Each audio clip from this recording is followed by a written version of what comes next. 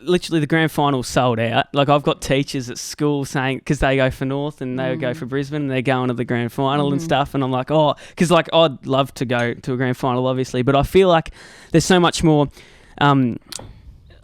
attention and I guess excitement around it. I was looking after the grand final, obviously it said Ikon Park, but there were talks about it from Sarah Burt. I don't know if you heard, but she was saying it would be good to have it at Marvel Stadium for obviously bigger, better crowds, and she gave 3 reasons, with it being more of a bigger festival of footy and not weather dependent, and it'll draw bigger crowds. Are you absolutely for that?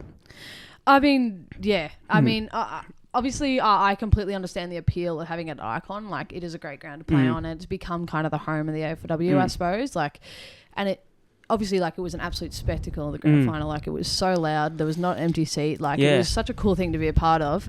But I think we can't continue selling out grand finals within 24 hours if we want to keep encouraging people to come.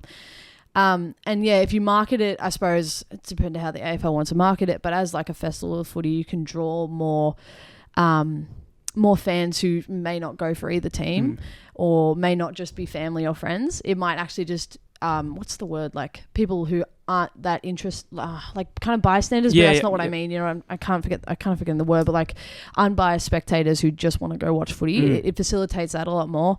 The weather part, obviously, like we thought we were going to play in the rain, which would really dampen the occasion, I suppose. But then again, the men's play MCG, so I suppose that's just kind of footy. You can't, but obviously, like it's hard to argue if there is a stadium with a roof, why wouldn't you use it? But yeah, I can also understand the appeal of having a sold out game, and I'm not confident we would sell out Marvel. Maybe eventually, but who knows for now. But what was the last thing again? What was the last one you said?